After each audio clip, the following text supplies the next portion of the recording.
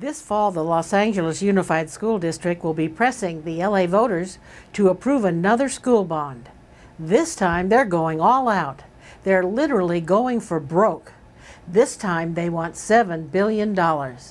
After spending almost $1 billion on the notorious Belmont Learning Center alone. At least we, the taxpayers, got a thank you from the superintendent. And I would like to thank the community, the taxpaying community, for helping us to fund a school like Edward R. Roybal Learning Center, because without you, we could not educate our children. And as you've already heard, as a result of this $20 billion program, we are contributing to the economy. And we are in tough economic times right now. So this building program, through the next 61 schools that we have to build, will contribute more to the economy and perhaps help us through these tough economic times. According to Keynesian Economics, government can help maintain economic growth and stabilize an economy. This is one step away from socialism, where government has total control of the source of labor and capital. David Hernandez is the executive director of the San Fernando Chamber of Commerce. He identifies the real purpose of the proposed $7 billion bond. We want to provide a good education for our children, but it's good to remember that the sole purpose of the educational system here in Los Angeles is not just reading, writing, and arithmetic. It has also created a very large economic engine for union members, for contractors, for suppliers.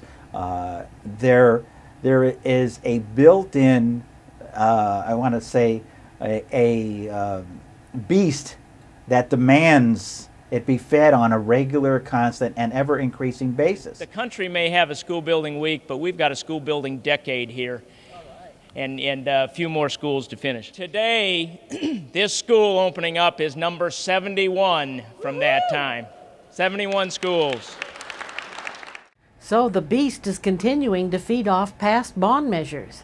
LA activist George Buzzetti tracks the spending of LAUSD. He was appalled by the overt greed of the beast, who as developers, suppliers, and contractors consume most of the money on the Belmont Learning Center. In 2003, this school was $220 a square foot. Today, it's over $1,000. You can't show me that any employee has made 500% more in wages, or the commodities have gone up 500%. That means only one thing. The money went into the owner's pockets for free. That's what's going on in this entire school district. We're not done yet, 61 more to go, and by 2012, we'll have 2-semester neighborhood schools for everyone. So don't let anybody tell you that we're overbuilding. Absolutely not. There's still a lot of schools out there that need it. And so the beast needs more of your money. But are you aware of how much money you're already obligated to pay every year? The bonded indebtedness from person has gone from $38 to $1,500 with these bonds. And you're not getting your money's worth. I'm not against building schools, but not blowing the money away and giving it away for free. It's wrong. We're looking at a $7 billion LAUSD bond coming up in November. Well, enrollment in LAUSD has dropped, yet they want to build more schools. And I was about to say they need to build more schools. Yes, they need to build more schools because you have the beast needs more construction, that needs more substance in order to keep perpetuating itself. School Board President Monica Garcia appreciates how much you, the taxpayer, have given her to spend. LA voters have put $20 billion in to close the gap because we've gone from being 7th in the nation per pupil spending to 47th. And that is not the kind of vision we have for our kids. So when the head of the school board was talking about where Los Angeles ranks in relation to the rest of the country with spending on per pupil, I think she said it was something around 40th or something like that. Well, where do we rank with the educational progress?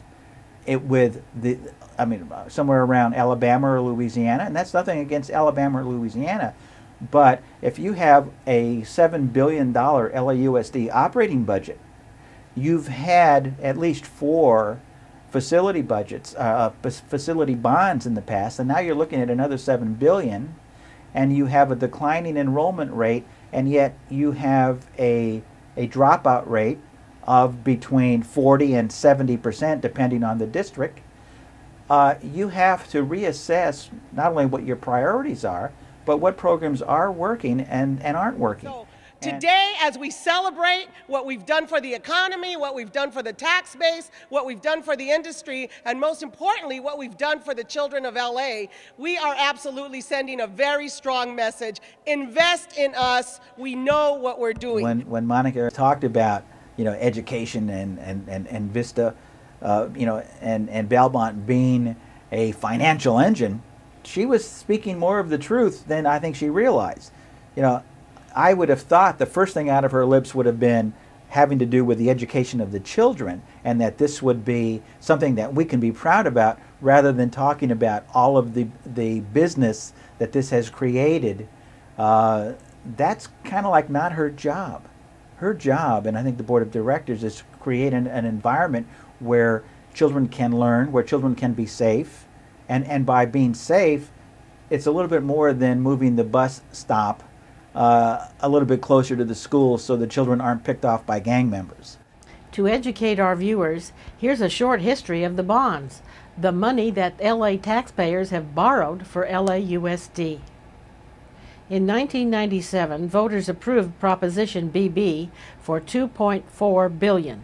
In 2002, the voters approved an additional bond of $3.35 billion for Measure K. But that still wasn't enough. The school district came back 2 years later with another ransom demand for your children, demanding another $3.87 billion. Voters relented by approving Measure R, and the very next year, the beast needed even more money, demanding the highest yet. $3.9 billion in Measure Y. The total for the 4 bonds exceeds $13 billion. But wait, there's more. California taxpayers are required by California law to match the funds appropriated by the district. So all California taxpayers get to feed the beast in Los Angeles. Los Angeles Unified School District has raised $13.6 billion, so the rest of California has to ante up with another $13.6 billion for a total of $27 billion in the past 10 years. $27 billion, and it's still not enough. According to Mr. Buzzetti, they blow through that money on a regular basis. When they passed BB, $2.4 billion, it was over on $1.744 billion. To have straight math, the next bond you pass, you got to take 1.744 off of that to come to zero and be even money. They kept overrunning them all. And yes, there's still more. Do you know how much interest is paid on the bonds? Like any lender, the bond buyers earn interest on the money they lend.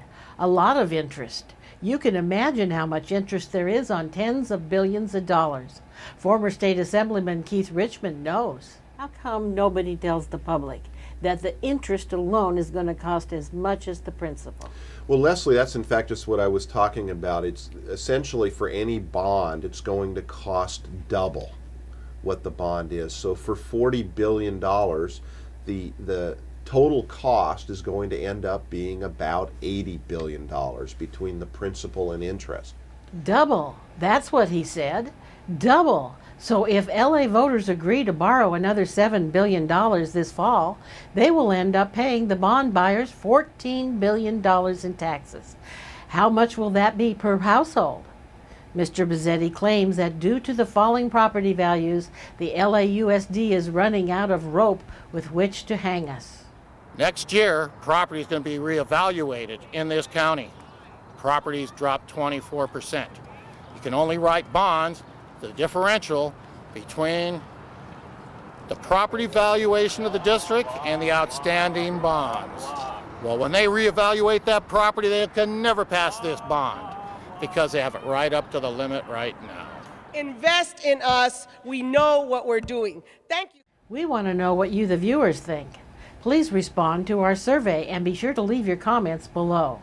Number 1. Do you think that all California voters should have the right to approve Los Angeles school bonds since they have to provide matching funds?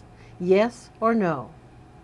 Do you think they should disclose in the bond language how much interest you will have to pay for the bond? Yes or no? Number 3. Which do you think is more important for the LAUSD? Educating children or stimulating the local economy?